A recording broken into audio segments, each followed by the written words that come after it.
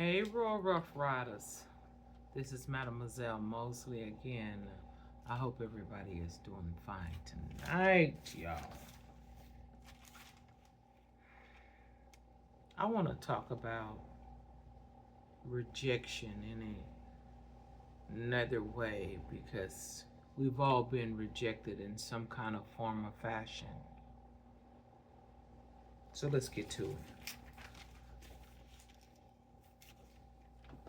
One reason it's difficult to get past rejection is that normally, or mostly, either way you want to use it comes from your incubator. When I say incubator, I'm using that aspect not to take away from being a mother, but it's the place in the body that you resided for 9 months. So it's a place of protection, quote unquote.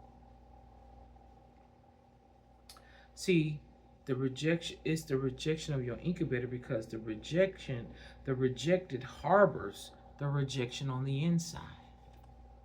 So before a lot of us were rejected on the outside, we were rejected on the inside because usually the person whom we were incubated in for 9 months was rejected as well. See, a lot of women got pregnant young and dumb. That's what they used to say about us. You young and dumb. You didn't know no better. I don't think you're dumb. They're dumb in the aspect of stupidity, but you don't really realize what you're doing when you're bringing a child into this world. It changes your world as well. And a lot of women have got into relationships forcefully and birthed children out of trauma, not out of love. So they're not really actually rejecting the child. The child reminds them of a time when they rejected it, when they were rejected and underprotected. So they have no other thought in their mind is to reject what it is that causes them the rejection that it caused them when they weren't protected. Let me get a little deeper.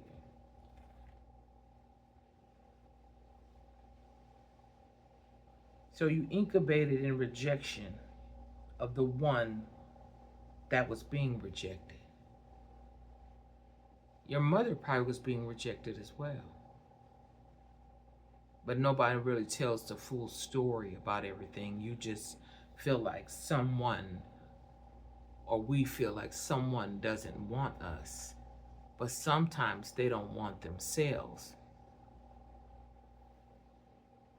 Just like we may be feeling that now, a little rejected because the one with the title that should have protected us rejected us in a real funny kind of way. But so we feel rejected. So now we're carrying around the spirit of rejection, even when we get in relationships outside of the relationship that we had with the person with the title that we felt should have accepted us. The first thing we say, you made us. But how were we made? Were we made in love or were we made in trauma? They're not rejecting you. They're rejecting the drama that came with you that reminds them of their own trauma. Let me get a little deeper. So,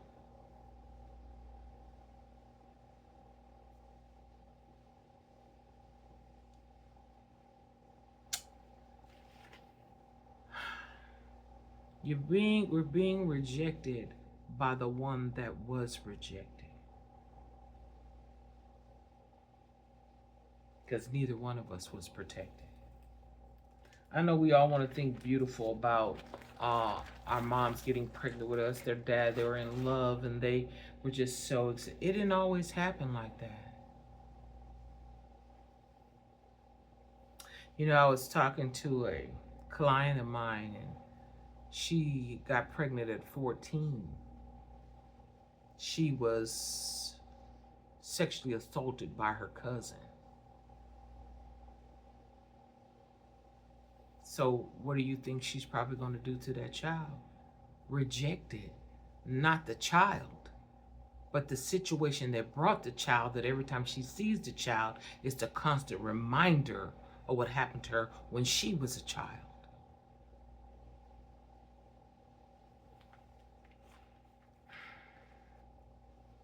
And sometimes, they tell people what happened, but when they tell them what happened, they reject the truth of what happened. So now they're rejected. So they don't believe the truth about what happened in the situation. So now you're being rejected too by the incubator who's incubating you. Glory to God. We're going to get somewhere. We're going to get somewhere. We're going to get somewhere. Yes, we are. We're going to fix this thing.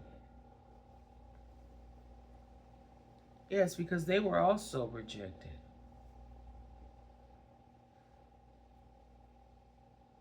See, a lot of people rejection is rejecting things that are not of them. And when I say not of them, even though you came out of them, they want, in a way, they feel like you not of them because of what happened to them. So it's like you're a constant reminder, no fault of your own. You're a constant reminder of what happened. They don't hate you per se. They hate how you became out of the situation that happened. Or what became.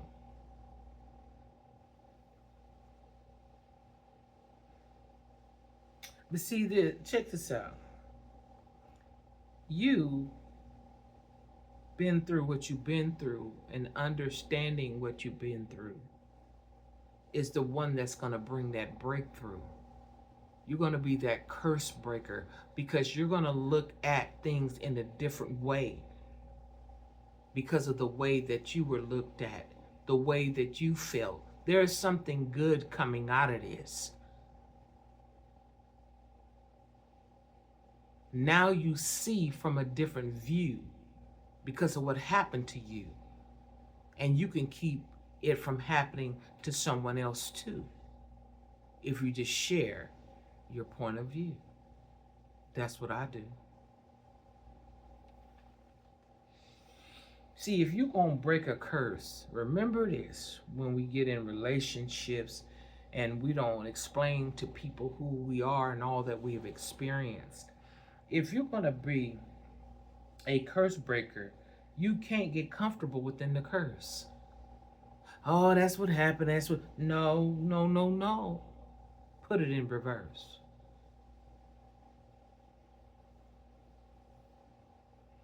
It can be reversed. Maybe it cannot be reversed within yourself, like in all totality, because you experienced it. But you can reverse it by not getting comfortable in it and allowing it to dictate to you what you do with your children and grandchildren. It stops with you.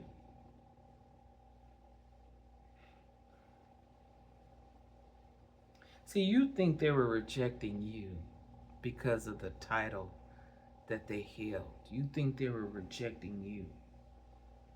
It is the reflection of the spirit of rejection within them.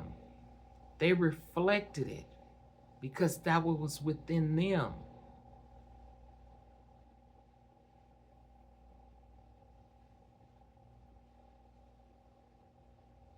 It was just a reflection, just like when you look in the mirror. You only can see what it is that you can see. That's why sometimes people can see more in you than you see in yourself, because they got a different view of you. And that's what we have to do. We have to allow that negative reflection that's mirrored to us through the people who's supposed to be for us, and understand that we can change the situation that happened to us by helping someone else get through what no one helped us to get through. That's what I do. You're not alone, never alone. You know what I thought about? When you look in the mirror and you say, mirror, mirror on the wall, whom is the most rejected of them all? Are you going to keep that vision of yourself? Or are you going to change it and become somebody else? The somebody that you already were, but since you attached rejection onto it,